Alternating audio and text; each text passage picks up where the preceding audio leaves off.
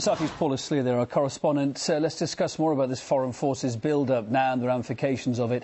I'm joined live by Keith Harmon-Snow. He's a war correspondent and independent investigator. He's joining us from Williamsburg, United States. Thanks for being with us.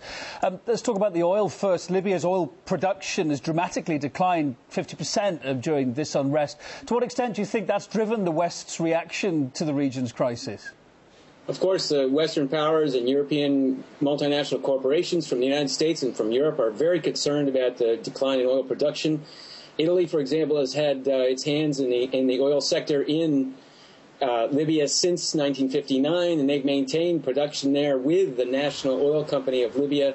And since the 1990s, all kinds of British, European, French, Italian, and British in particular, oil interests have been working with Korean consortiums and the Libyan National Oil Company to produce the oil. We're talking billions of dollars of oil that's up for grabs, and the concern in the West is that these oil installations will be damaged, that the production will decline further, that there will be no control or maintenance of the oil installations or the production, or that they'll be taken over by some more hostile interest. For example, the United States is always complaining that China is going to be getting involved in the oil and stealing what the U.S. wants.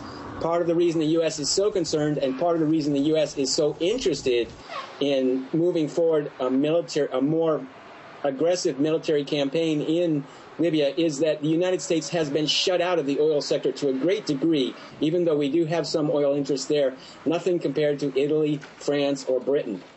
Energy and that side of it, the politics of it aside, let's look at the internal politics in Libya, what's happening there now. What do you think of this recently launched International Criminal Court investigation into Gaddafi's regime? A, is it the right time to do it now? And what do you think, B, it can achieve? Well, the ICC is just another tool used by the most powerful to dominate the least powerful in the world. That's why we have 7 black or Arab people indicted by the ICC or on trial at the ICC. They're all from African countries with the exception of Omar Bashir from Sudan.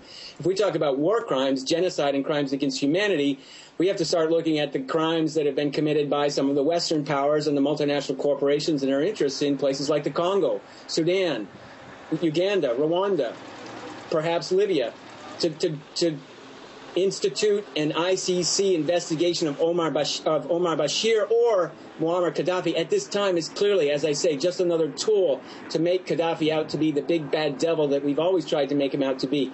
But again, his crimes pale in comparison, if he's committed any crimes whatsoever, and I'm not saying he has, pale in comparison to what we can establish, what have been proven by the United Nations missions in the Congo, for example, that have been documented. But the war criminals are getting away with absolute murder. Meanwhile, they're pointing the finger today at Muammar Gaddafi. What can the ICC achieve? It's a puppet court. It'll probably indict the man and probably, in the end, try him. Keith, but it's not justice. So what can the world do? While all this is going on in Libya, so many people are losing their lives, so many people are being displaced, it's very difficult for many of the world just to look on and do nothing, isn't it? Russia is leading calls for other countries to let Libya find its own path, France, Germany following suit there. But how capable is the country of securing its own fate at the end of the day? Libya is more capable of securing its own fate at this point, I think, than the United States getting involved. U.S. interests are clearly just to open up the country for further exploitation in uranium and gold. Gaddafi has managed to run the country.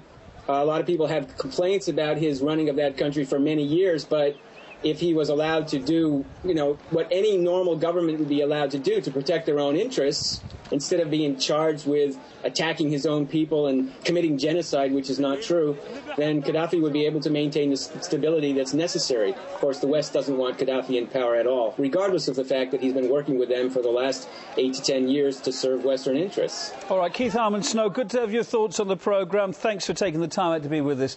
A war correspondent and independent investigator as you are. Thank you so much.